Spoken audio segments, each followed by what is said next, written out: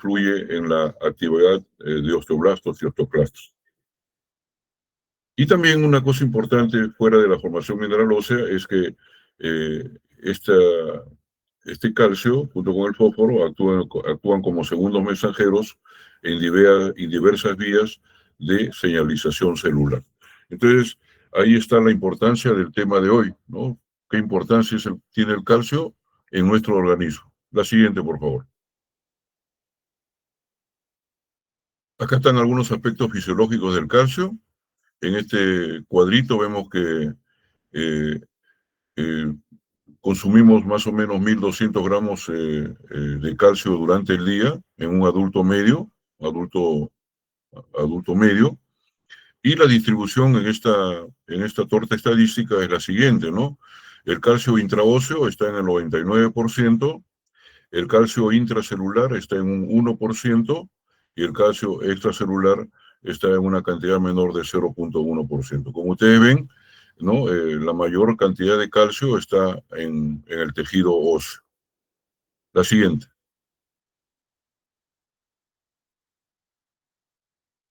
Acá vemos, ¿no? Datos importantes en relación a la ingestión diaria de calcio. Ya les dije, 1.200.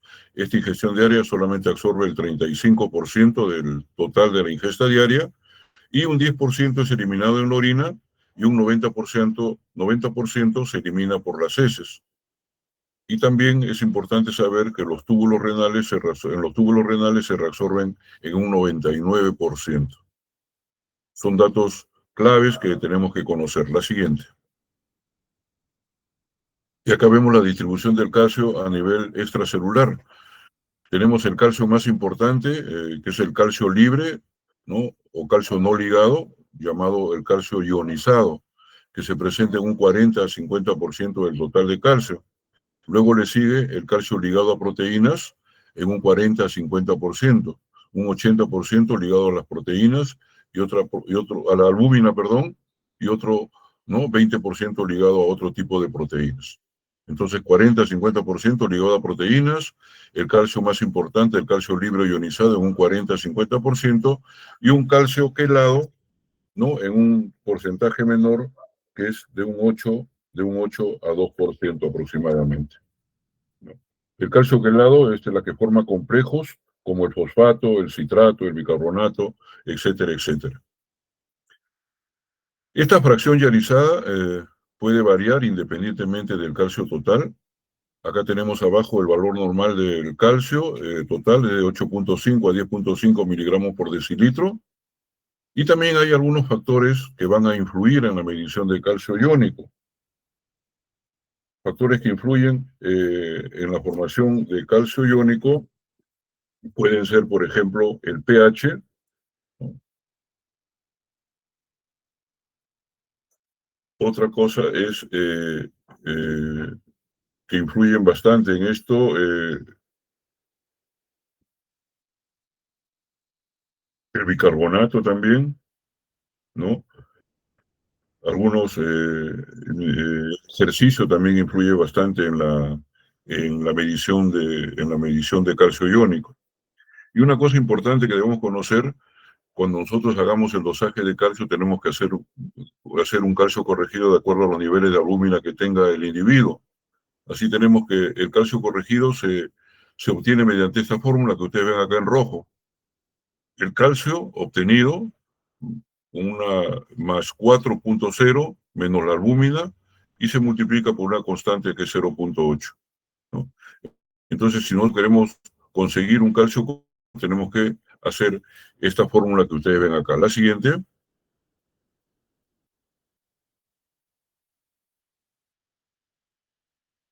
Entonces, acá están lo mismo que les mencioné en el slide anterior: el calcio unido a proteínas, el calcio formando complejos con aniones y el calcio ionizado.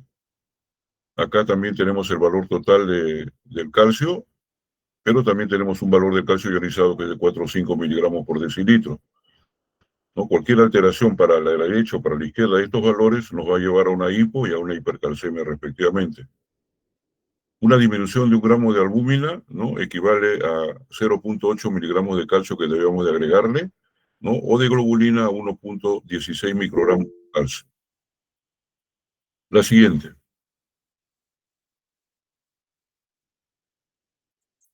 ¿Cómo se regula el calcio? El calcio es regulado por esta glándula que está situada en las partes laterales del tejido tiroideo, que son las hormonas paratiroideas, que por lo general son 4 glándulas. Y esta imagen que ven ustedes, nos representa pues el mecanismo de retroalimentación negativa que también tiene esta regulación del calcio en el organismo. Va a mantener las concentraciones de calcio extracelular dentro de un rango estrechamente fisiológico. Ahora veamos cómo actúa este mecanismo de retroalimentación. La siguiente. Este cuadrito sí es importante. Acá tenemos, por ejemplo, el mecanismo de retroalimentación del calcio mediante la hormona paratiroidea. Así tú puedes ir marcando con la flechita, no lo puedo hacer. Cuando los niveles de calcio son bajos, ¿no? Entonces la glándula detecta estos a través de los receptores de calcio. Arribita, los receptores de calcio que están en las células paratiroideas. En respuesta a la glándula paratiroides va a liberar paratormona, ¿no? Y esta paratormona va a actuar en varios órganos, como ven ustedes acá, el hueso, los riñones y el intestino. ¿Qué cosa sucede en el hueso? En el hueso, ¿no? La paratormona va a aumentar la resorción ósea, ¿no? Liberando calcio al torrente sanguíneo. ¿Qué pasa a nivel de los riñones? En los riñones va a haber un aumento en la resorción de calcio y contrariamente va a haber una disminución en la resorción de fosfato. También va a activar la vitamina D, convirtiendo la 1,25 hidroxicolecalciferol a 1,25 hidroxicolecalciferol o vitamina D activa. Y en el intestino, también órgano importante donde va a actuar la paratormona, ¿no? La 1,25 de hidroxicolecalciferol, ¿no? Aumenta la absorción de calcio y fosfato a nivel intestinal. Entonces, ejerciendo esta función, la paratormona, no solamente ella, sino con otros componentes que vamos a mencionar posteriormente, van a producir un mecanismo de regulación adecuado en el líquido extracelular. La siguiente.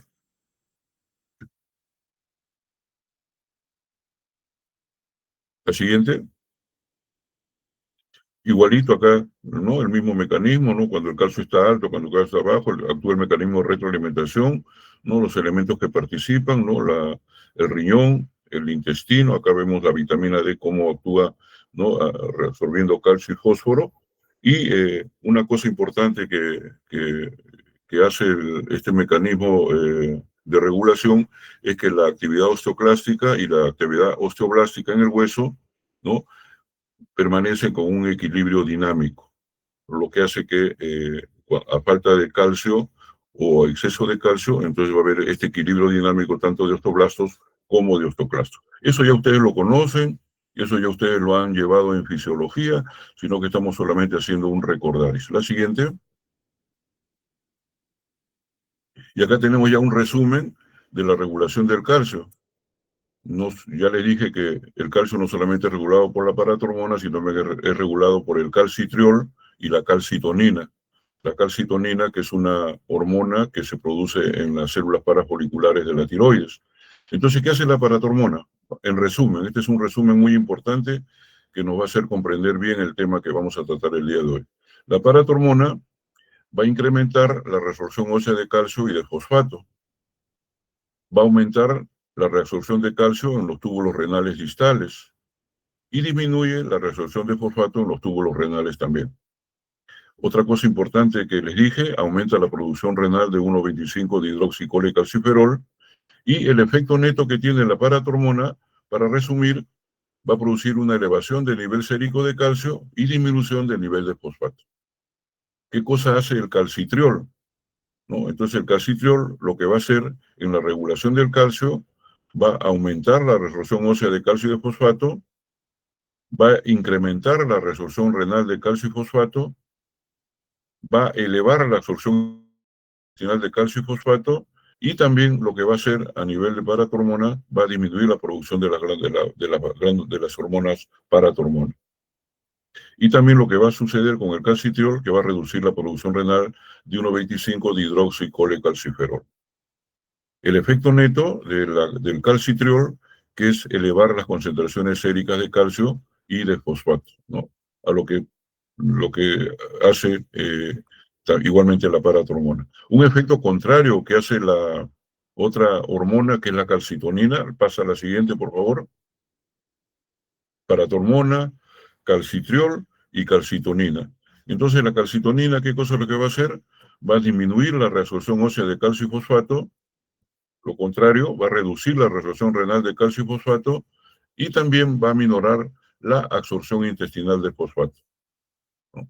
Entonces, el calcio lo que va a hacer es reducir el nivel de paratormona, disminuye el nivel de 1,25 hidroxicolecalciferol y reduce los niveles de fosfato.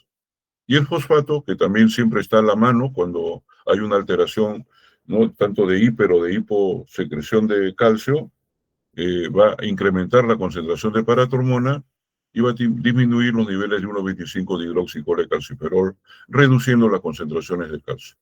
¿No? Hay otros elementos que también actúan en la regulación del calcio, como por ejemplo el magnesio, también es importante en la regulación del calcio, ¿no?, pero de menor importancia. La siguiente.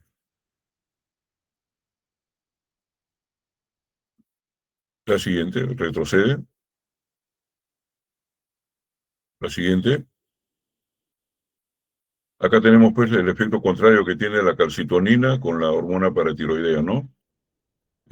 Cuando hay alta concentración en la sangre, la calcitonina va a inhibir la liberación de calcio en el hueso y la paratormona, la hormona paratiroidea, cuando hay una baja concentración de calcio en la sangre, como ya les dije, va a estimular la liberación de calcio por el hueso, ¿no? Efecto contrario de estas dos hormonas importantes en la regulación del calcio. La siguiente.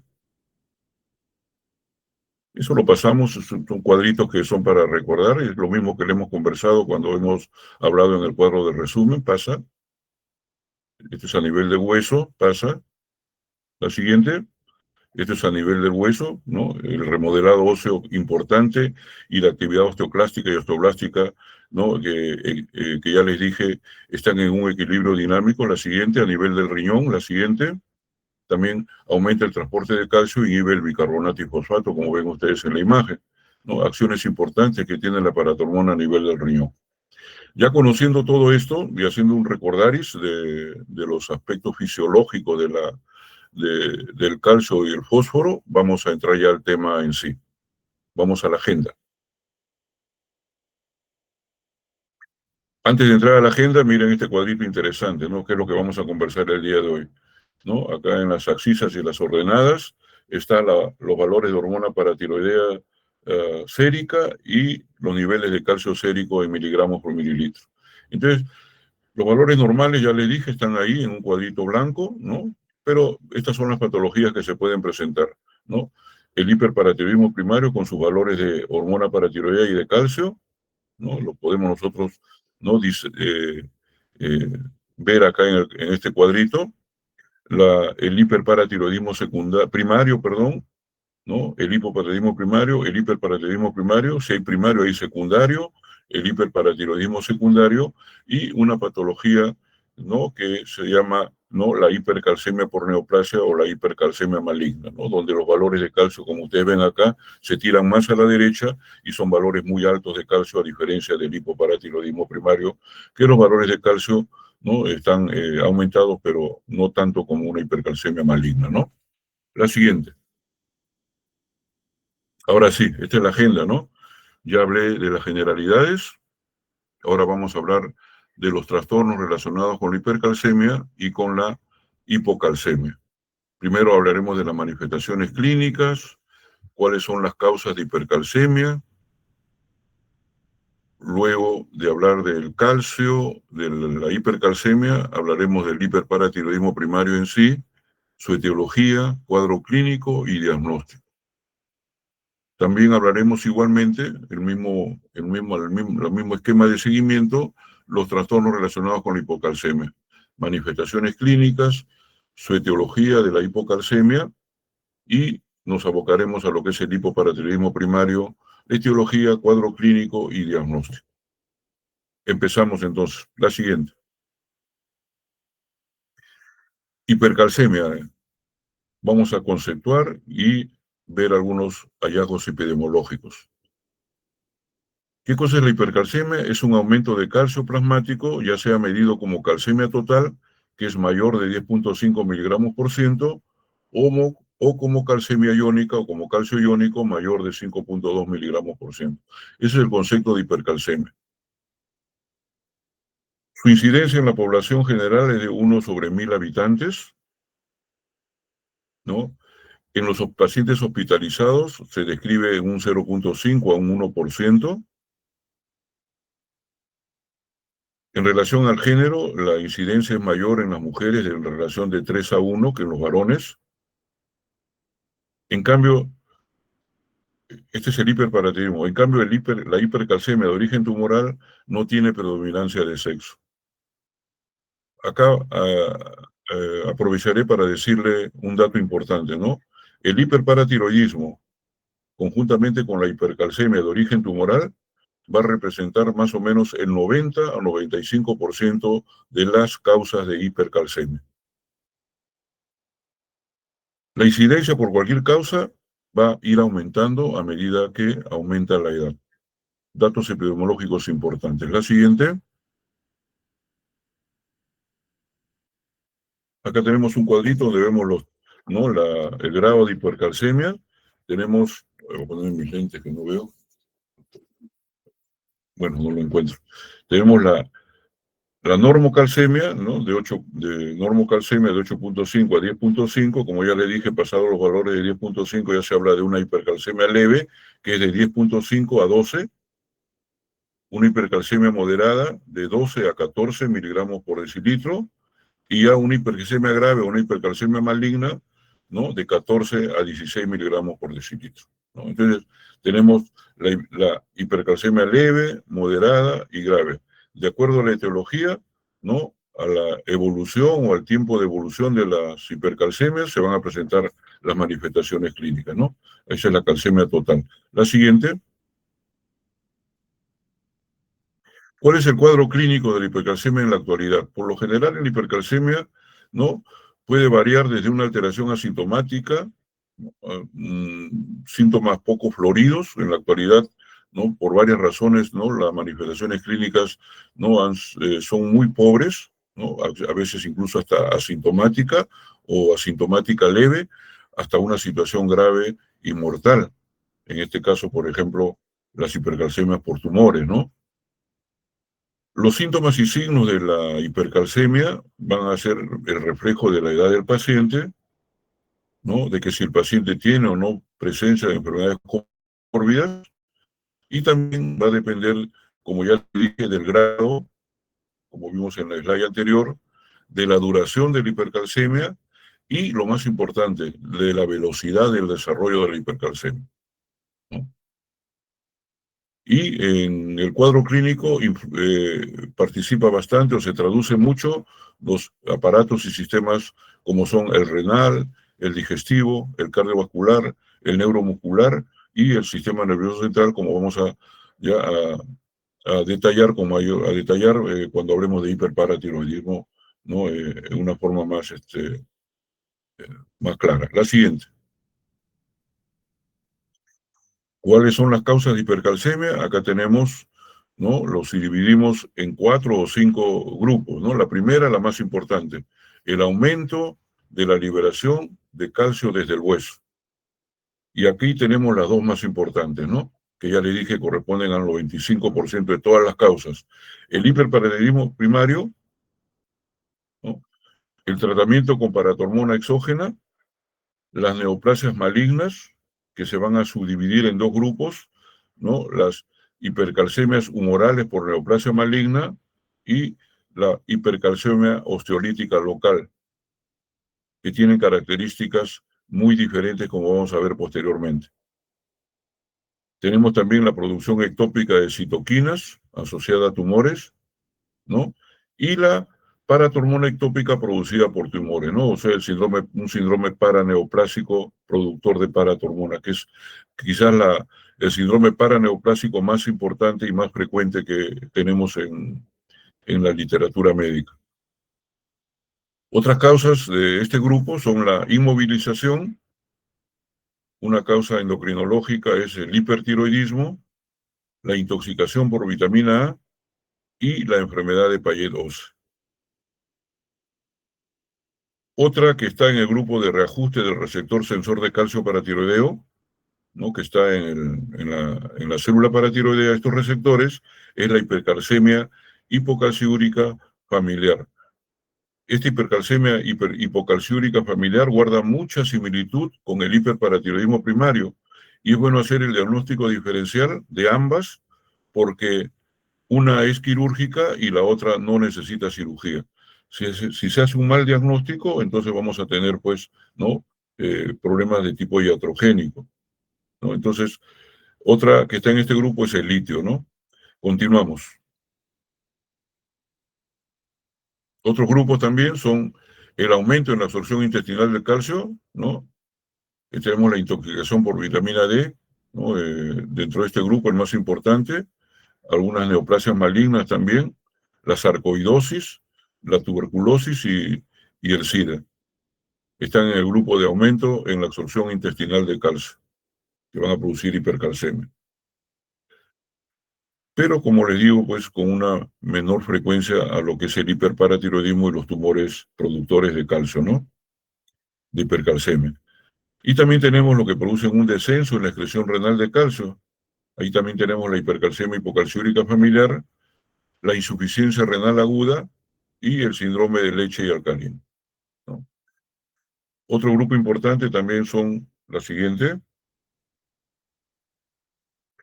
lo que se llaman las pseudohipercalcemias. No son hipercalcemias, sino que ¿no? Guarda relación con los valores de algunos, como por ejemplo la hiperalbuminemia, ¿no? Si no se detecta, puede dar una pseudohipercalcemia sin serlo, la macroglobulinemia, la hiperlipidemia, ¿no? La técnica de toma de calcio también puede influenciar bastante, ¿no? Cuando hay se utiliza el torniquete, ¿no? Como en la toma de sangre para dosar calcio, puede alterar estos valores. Se llaman las pseudohipercalcemias.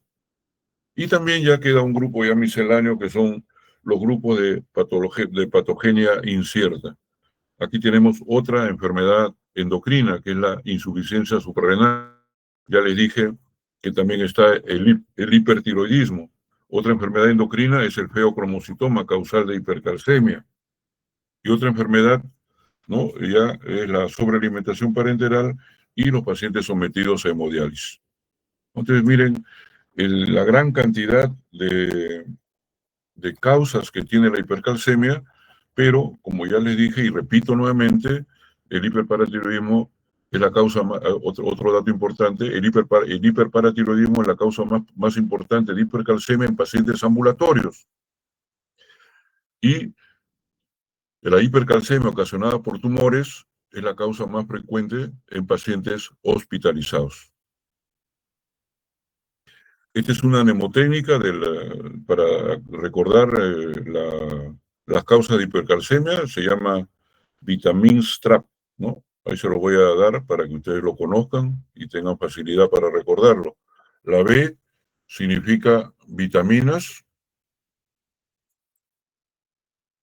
la I significa inmovilización, la T, tirotoxicosis, la A significa Addison, enfermedad de Addison, la M, milk, leche, síndrome de leche alcalino, la N, que viene de neoplasia, y la S, sarcoidosis. La T es tiacídicos, diuréticos tiacídicos.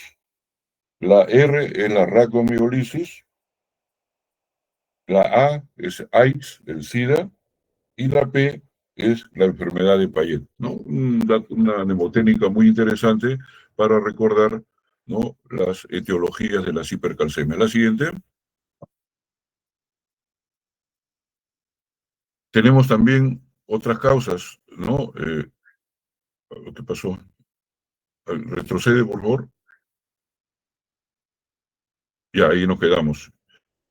Otras causas son los fármacos, ¿no? Los diuréticos tiacídicos, análogos de vitamina D y A, el litio, estrógenos, paratormona recombinante, etcétera, etcétera, que en una historia clínica siempre es bueno, ¿no?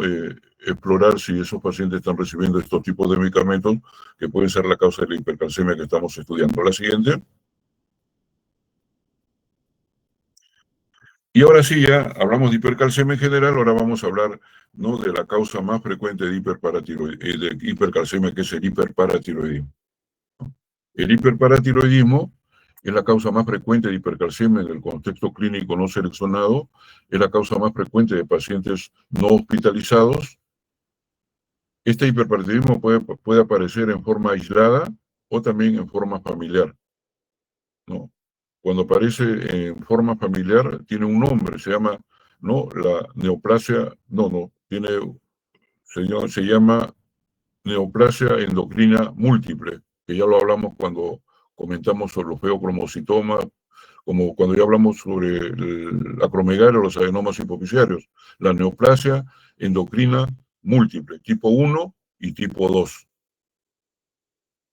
Forman parte de las neoplasias endocrinas múltiples tipo 1 y las neoplasias endocrinas múltiples tipo 2. Ya lo vamos a ver cuáles son y y cómo se componen.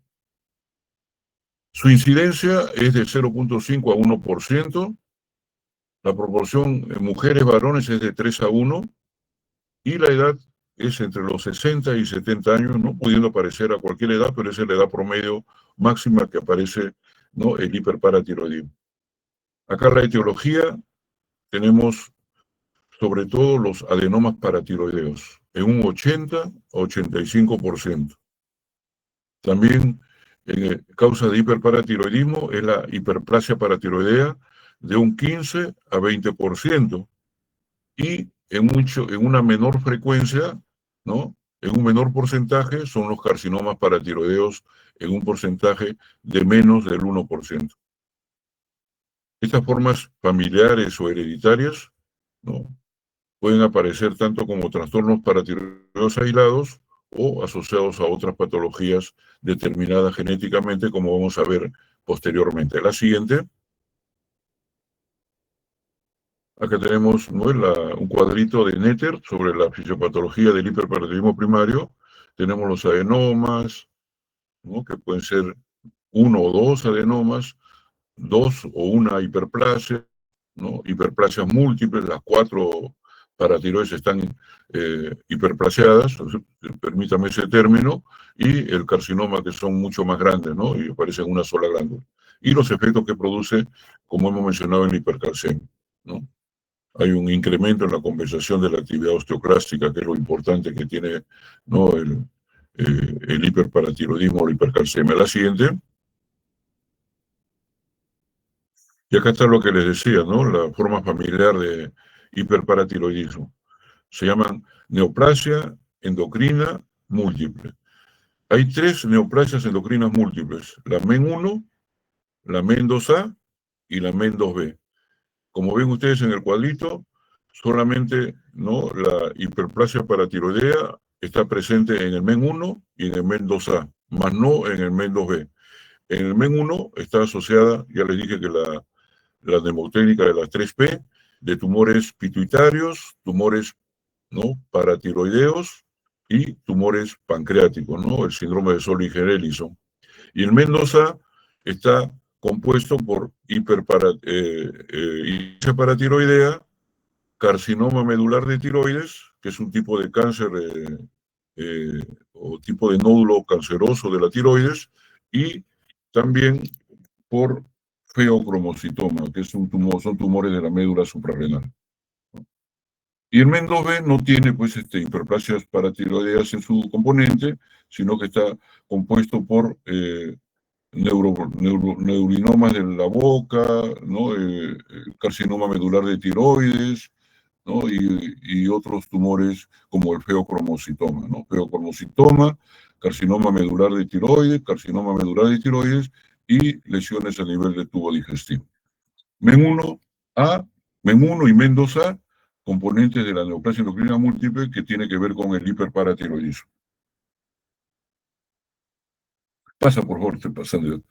Bien, entonces en el MEN1, el hiperparatiroidismo está presente en el 90% de los pacientes.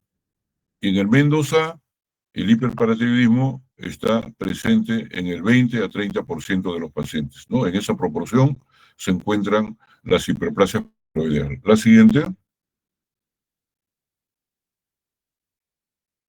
Y hablemos algo sobre los tipos de hipercalcemia asociadas al cáncer, ¿no? Ya le dije que había dos tipos, ¿no? La osteolítica y la tumoración humoral causales de hipercalcemia. Tanto la osteolítica como la humoral, la primera se presenta solamente en un 20% como causa de hipercalcemia, en cambio la humoral se presenta en un 80%, ¿no? En mayor proporción. Una característica importante es en relación a la metástasis óseas, ¿no? En, en las hipercalcemias de causa osteolítica, ¿no? Las metástasis son comunes, en cambio la humoral, las metástasis son mínimas.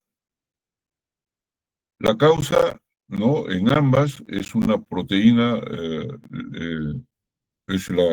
son las citoquinas y una proteína liberadora de paratormona, ¿no? ¿Y cuáles son los tipos de tumores que producen un tipo osteolítico? Tenemos la mama, el mieloma múltiple y los linfomas. Y a la cabeza, en el tipo de hipercalcemia humoral, están los carcinomas de las células escamosas, ¿no? Los tumores renales, los tumores de ovario. La siguiente. Estas hipercalcemias de los tumores malignos, ¿no? También tienen el nombre de hipercalcemia maligna, ¿no? Es un síndrome clínico caracterizado, como ya le dije, por una elevación anormal de calcio sérico, muy elevado el calcio, ¿no? Que en la mayoría de los laboratorios es del orden de 10.5 miligramos por decilitro, ¿no? Siempre por un proceso neoplásico. Se pueden clasificar en leves, moderadas y la mayor cantidad son las tipo severas, ¿no? Ya les dije que siempre que uno hace o quiere hacer un diagnóstico de hipercalcemia tiene que corregir el calcio con los valores de albúmina que tenga el paciente. La siguiente. Esta hipercalcemia maligna, como ya les dije también, representa el síndrome paraneoplásico más frecuente, ¿no? Junto al hiperparatiroidismo primario representa el 90% de hipercalcemia. Nuevamente lo repito, ¿no? Y la incidencia mayor es el cáncer de pulmón, el cáncer del mama y el mieloma múltiple, que representan más o menos juntos más del 50-60%. La siguiente pasa, por favor.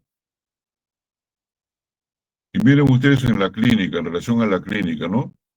En la actualidad, ya por un diagnóstico mucho más precoz, más temprano y nuevas técnicas en el dosaje de calcio, ¿no? Y más conocimiento en la fisiopatología, las hipercalcemias han disminuido, ¿no? Y se consideran asintomáticas en un 80%, y solamente un 15 a 20% son sintomáticos, a diferencia de años anteriores o décadas anteriores, donde las manifestaciones clínicas de hipercalcemia, hiperparatiroidismo, eran muy floridas, ¿no? Estamos hablando del año 30, 65, 60, 70, ¿no? Pero del 85 al 90 o más adelante no se van a presentar manifestaciones como nefrolitiasis, enfermedades óseas, ¿no? La mayoría, como están en rojo, en la barra roja, la mayoría de las manifestaciones clínicas son asintomáticas o levemente sintomáticas. La siguiente.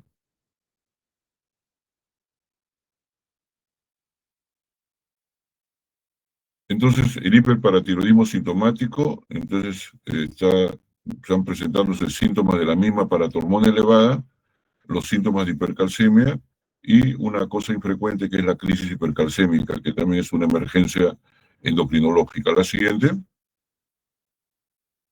Acá están ya en resumen las causas, las manifestaciones clínicas de hiperparatiroidismo. Como les decía, lo que estoy mencionando quizás son las manifestaciones que se presentaban hace muchos años, hace muchas décadas. Actualmente, como les digo, las manifestaciones son muy pobres, muy sutiles, no se presentan como los vamos a mencionar acá. Incluso había una mnemotécnica de los semiólogos que decía acá, como está en este cuadrito, ¿no? Huesos, cálculos, quejas y lamentos psíquicos, para recordar la gran variedad de manifestaciones clínicas que presentaban estos pacientes. Predominaba el sistema nervioso central, donde presentaban astenia, lasitud, depresión, pérdida de memoria e incluso trastornos de psicosis y de demencia. Incluso llegaban al coma cuando era un cuadro muy agudo. A nivel ocular, lo característico era la catarata, ¿no? Precoz, y una característica ocular importante, ¿no? En el hiperparatiroidismo es la queratopatía en banda, ¿no? Una imagen que se ve en los bordes de la córnea, donde se parece mucho al borde senil que tienen los pacientes ancianos. A nivel digestivo era común la úlcera péptica, ¿no? Presencia de úlceras pépticas, las enfermedades por reflujo gastroesofágico, las litiasis o las pancreatitis con litiasis y el estreñimiento. La siguiente. Otros sistemas y órganos era el esqueleto. En el esqueleto había una serie de manifestaciones, como eran, ¿no?, los quistes óseos, los tumores pardos, la fibrosis medular desconocida, pero la causa más frecuente a nivel esquelético y en la actualidad es la osteopenia, ¿no?, que se puede, ¿no?, avanzar a una osteoporosis. Pero las manifestaciones clínicas en un diagnóstico tardío de hiperparatiroidismo, ¿no?, a nivel esquelético era muy florida. A nivel neuromuscular había miopatía, manifestaciones que simulaban una gota, la pseudogota, las condrocalcinosis, ¿no?, y las artritis erosivas, que simulaban muchas enfermedades de la colágena, ¿no? A nivel cardiovascular, un hallazgo electrocardiográfico importante es lo que leen ustedes acá, que es el acortamiento del intervalo QT, una característica importante de hipercalcemia y de hiperparatiroidismo. Acortamiento del intervalo QT. En un 30-40% presentaban hipertensión arterial o hipertrofia ventricular izquierda. Una característica importante en las arterias era la gran rigidez arterial temprana. Presentaban también arritmias cardíacas de todo tipo y las calcificaciones vasculares y cardíacas. A nivel renal, una característica era la nefrolitiasis, que conllevaba una acidosis tubular renal. Estas también producían poliuria, polidixia, ¿no?, que podía simular una diabetes. La siguiente.